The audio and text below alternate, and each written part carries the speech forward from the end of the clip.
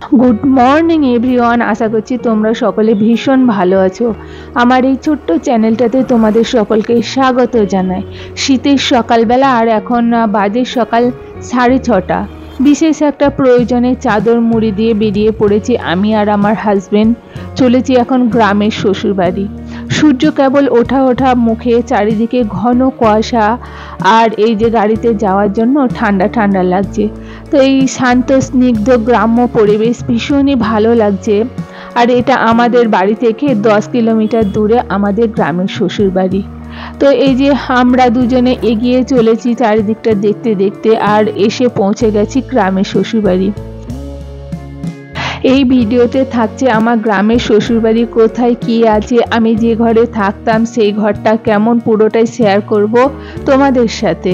তো এখানে দেখতে পাচ্ছ যে এসে পৌঁছে গেছি আমার শ্বশুরবাড়ির বাইরে একটা ছোট্ট বাগান, যেখানে অনেক কিছু লাগানো আছে, সেটা তোমাদের পরে দেখাচ্ছি। আর এই যে এই গেটটা দিয়ে আমরা ভিতরে ঢুকে গেলাম।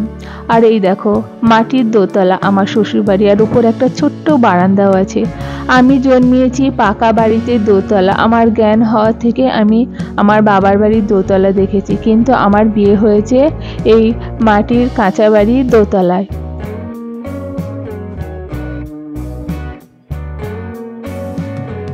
আমার যখন বিয়ে হয়েছিল এই গ্রামে হাতে গোনা কয়েকটা পাকা বাড়ি, আর সমস্ত চারিদিকে একতলা কাঁচা বাড়ি, না হলে দোতলা কাঁচা বাড়ি। কিন্তু এখন যখন আসি তখন দেখতে পাই একটাও কাঁচা বাড়ি কোথাও নেই, আর সমস্তই পাকা বাড়ি, দোতলা তিনতলা। আর এই যে দেখতে পাচ্ছ এটা হলো আমার ছোট যা। তো সকালবেলায় খুব কাজেই ব্যস্ত আছে, আর আমাদের এই বাড়িটা এমনই একটা জায়গায় সকালবেলায় রোদ উঠলে একদম সূর্য ওঠার থেকে পুরোটা দিন খুব রৌদ্র থাকে। শাশুড়ি মা প্রেজেন্ট এখন এই গ্রামের বাড়িতে নেই, আমাদের ওখানেই আছে।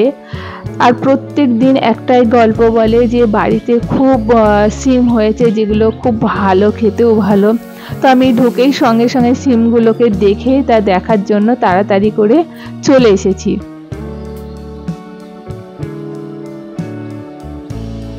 আগেকার দিনের মানুষ স্বপ্ন দেখতো যে বাড়িতে গোলা ভর্তি ধান আছে সেই বাড়িতে মেয়ের বিয়ে দেবে, যাতে কোনোদিনও খাওয়া পড়ার অভাব হয় না।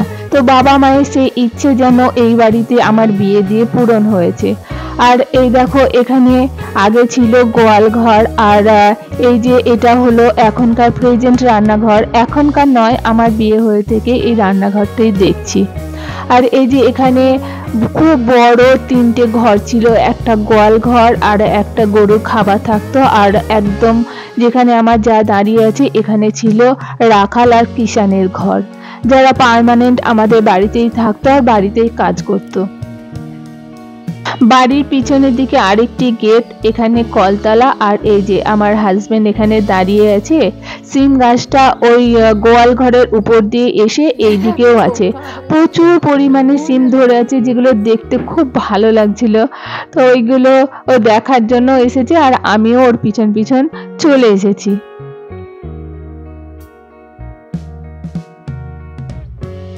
এই গ্রামের বাড়িতে এখন থাকে আমার যা আর দেওর। আমার শাশুড়ি মা বেশি টাইম গ্রামের বাড়িতেই থাকেন, আর কিছুটা টাইম থাকেন আমাদের কাছে, কারণ উনি গ্রামের মানুষ। আমাদের ওখানে গিয়ে বদ্ধ জায়গায় থাকতে খুব একটা ভালোবাসে না। মাঝে মাঝে ওখানেও থাকে, মাঝে মাঝে এখানেও চলে আসে। তা ওনারই শখবশত এই যে কতগুলো ছাগল উনি পুষেছেন। আর কেউ তো থাকে না, সেই জন্য যে খাবার টাবারগুলো বাঁচে সেগুলো হয়তো ফেলে দিতে হয়, সেই কারণে এই ছাগলগুলো উনি পুষেছেন।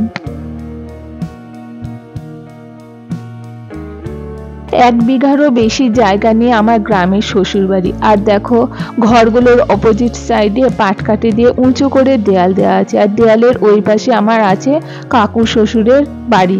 ওনারাও এখন এখানে থাকেন না। আর এই দেখো দেখা যাচ্ছে সেই বিখ্যাত চিলেকোঠা, যার গল্প আমি এই ভিডিওতে তোমাদের শোনাবো। তো এই মুহূর্তে আমি উঠে যাচ্ছি উপরে। হে মন্ডল, মন্ডল, এরকম ছাতে এসছি, ছাতে এসছি, ছাতে ছাতে। আচ্ছা,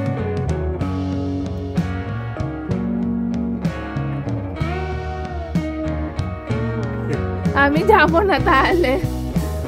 নিচে আছে দুটো ঘর আর চওড়া একটি বারান্দা, আর তারই উপরে এই যে চিলে কোঠা। তো এখানে দুটো ঘর করা নেই, একটাই বড় হল ঘর করা আছে, আর তার সামনে চওড়া অনেক বড় বারান্দা। অনেকদিন মেরামত করা নেই, কারণ এখন এখানে সেরকম কেউ থাকে না, তাই আমি আর ভেতরে ঢুকিনি। আর বারান্দায় দেখো বাঁশের বাতা দিয়ে রেলিং করা আছে।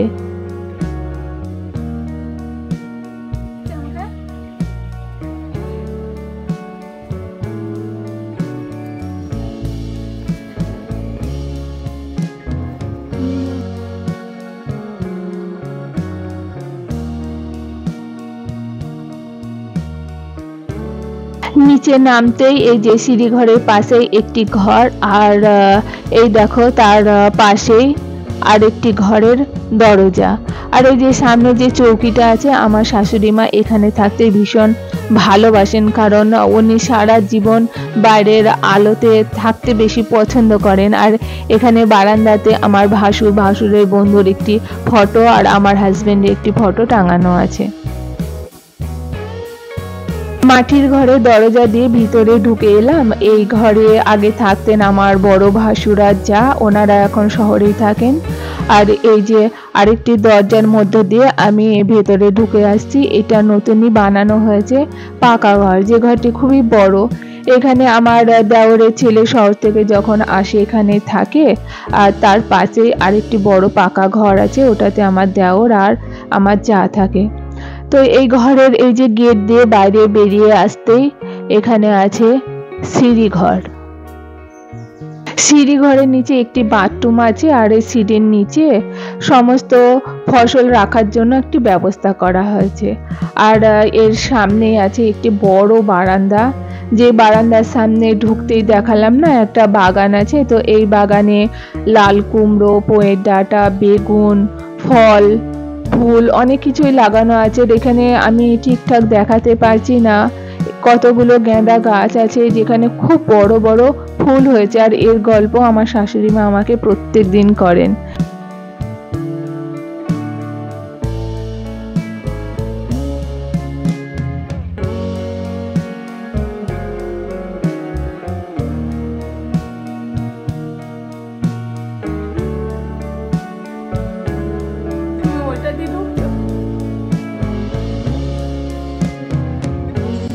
আমার হাজবেন্ড চাকরি সূত্রে বাড়ির বাইরে থাকেন, তো বাড়িতে আসলে গ্রামের এই যে পোয়ের ডাঁটা, শাক এইসব খেতে বেশি ভালোবাসেন। তো সেই জন্য ও গিয়েছে এখন পোয়ের ডাঁটার সন্ধানে। ওখানে যে বাড়ির পোয়ের ডাঁটা হয়েছে সেগুলো কেটে একটু নিয়ে যাবে।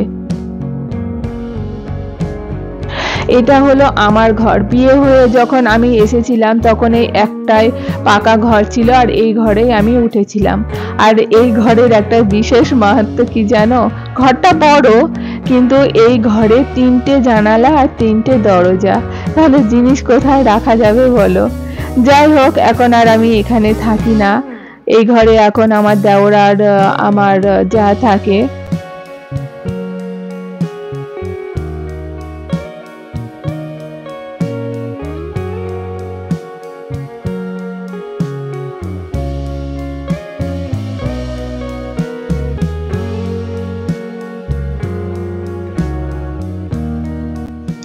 এই বাইকটা হলো আমার হাজবেন্ডেরই, এখন আমার দেওরকে দিয়ে দিয়েছে।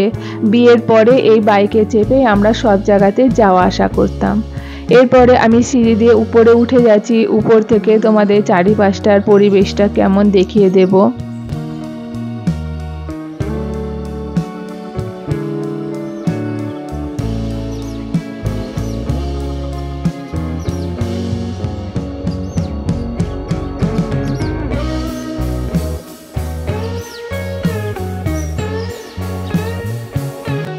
আমার যখন বিয়ে হয়েছিল, আমার শ্বশুর বাড়ির সামনে এই যে বাড়িঘরগুলো আছে এখন, এই বাড়িঘর একটাও ছিল না। আমার শ্বশুর বাড়ির সামনে পুরো জায়গাটাই খালি ছিল।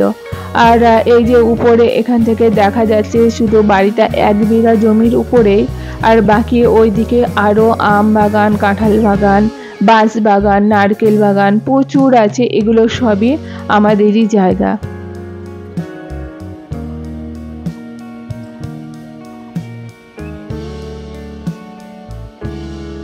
চিলেকোঠার যে গল্পটা এই ভিডিওতে তোমাদের সাথে শেয়ার করব বলেছিলাম, সেটাই এখন তোমাদের শোনাবো। আমার হাজবেন্ড যখন খুব ছোট, বছর 4 বয়স হবে, তখন একদিন চিলেকোঠায় রাতের বেলা ঘুমোতে গেছিলেন, কিন্তু সেই সময় উনি দেখতে পান কেউ ওকে গায়ে ধাক্কা দিয়ে সরিয়ে দিচ্ছে, আর উনি পাশ ফিরে দেখতে পান কোনো একটা কালো ছায়া। সেই যে ওনার ভূতের ভয়, আর জীবনে উনি কোনো দিনই চিলেকোঠায় ওঠেননি, চিলেকোঠায় বললেও কোনো দিন উনি উপরে ওঠেন না। তো এটাই ছিল ভূতের গল্প। যাই হোক, আমি উপরটা দেখানোর পরে এই যে নিচে নেমে আসছি, আর এই যে কাঁচা ঘরের দরজা, এটা এত হাইটে ছোট, আমি যখনই বিয়ের পরে এই দরজা দিয়ে ঢুকতাম আর বেরোতাম, আর আমার মাথায় খুব জোরে লাগতো, কারণ তখন তো আমার এটা অভ্যাস ছিল না। আর এখানে এই যে আমার যা মুড়িয়া চানাচুর মেখে দিয়েছে, সেটা আমরা দুজনে এখন একটু একটু খাবো, তারপরে বাড়ি ফেরার পালা।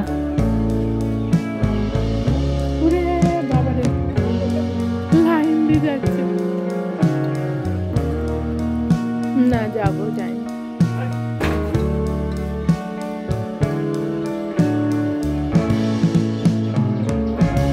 একটা গাই গরু আছে কথায় কথায় বলেছিল আমার হাজবেন্ড, কিন্তু আমি সেটা একদমই ভুলে গেছি আর সেই দিকে যাওয়াই হয়নি।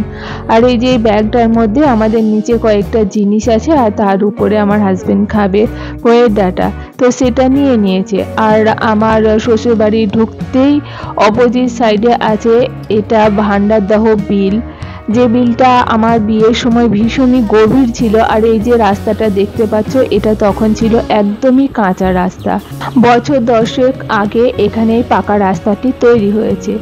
আর এখান থেকে বিলের সাইডগুলো দেখতে খুব ভালো লাগছে। বাড়ি ফেরার পথে এই যে রাস্তার দুই ধারে সর্ষের ক্ষেত একদম হলুদ হয়ে আছে, মাঝে মাঝে গম, কোথাও বা আলুর ক্ষেত, আর চারিদিকটা দেখতে এত ভালো লাগছে যেটা ভাষায় প্রকাশ করার না।